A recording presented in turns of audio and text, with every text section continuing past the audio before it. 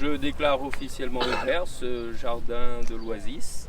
Je remercie toutes et tous, mais j'aurai l'occasion de le faire dans un instant dans le discours. Donc bienvenue au jardin de l'Oasis, au port. Mesdames, messieurs, c'est un jour important pour nous tous. Le jardin est officiellement ouvert.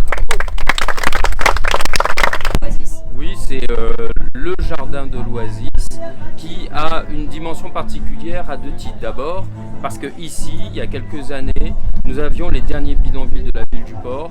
C'était 80 familles qu'on a relogées dans des conditions bien sûr acceptables aujourd'hui en 2024. Et puis, ce foncier que nous avons identifié accueille un des plus beaux jardins de notre territoire, puisqu'il fait la jonction entre les centres d'enseignement, l'école supérieure d'art, l'école d'architecture, très bientôt le lycée d'apprenti d'Auteuil, Océan Indien, Lillois juste derrière. Donc vous voyez, on est sur un campus de l'enseignement, et cet espace ouvert et sécurisé est un espace où les étudiants pourront se balader, s'asseoir, réfléchir, faire du travail en commun ou en individuel. C'est cet esprit d'ouverture que nous avons et d'excellence que nous avons mis comme objectif majeur de ce jardin de l'Oasis.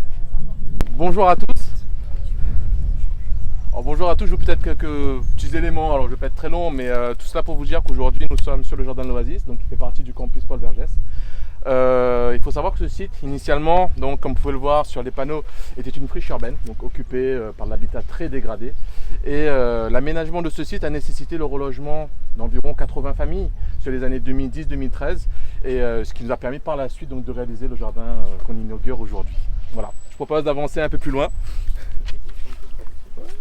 Alors la volonté pour ce campus Paul Vergès, en tout cas, c'était de marquer ce site par la réalisation d'équipements paysagers, bien sûr, les équipements de service, mais également d'équipements de formation. Aujourd'hui, nous avons une matérialisation de cette volonté par la réalisation de 3 pôles. Donc un pôle formation que vous voyez au nord derrière moi, qui va accueillir prochainement notamment l'école d'art, le pôle d'innovation de l'Ouest, un pôle tertiaire donc qu'on verra mais qui est plus à l'ouest, donc par l'opération Prisme portée par la CEDRE, et puis un pôle d'hébergement donc pour accueillir donc les usagers de ce campus. Donc toutes ces opérations donc seront initiées très prochainement et voilà, sortiront de terre dans quelques mois, en tout cas en termes de démarrage chantier. Demain, ce qui nous attend tout simplement, effectivement, le jardin de l'Oasis inaugure les aménagements, c'est l'équipement phare du volet aménagement. Bientôt, on verra sortir de terre, comme je disais, donc les programmes qui seront mis en chantier cette année. Donc la résidence étudiante, dont le démarrage travaux est prévu au cours du premier semestre, normalement en avril. L'opération Prisme également, qui va concourir à la création de 5000 m² de bureaux.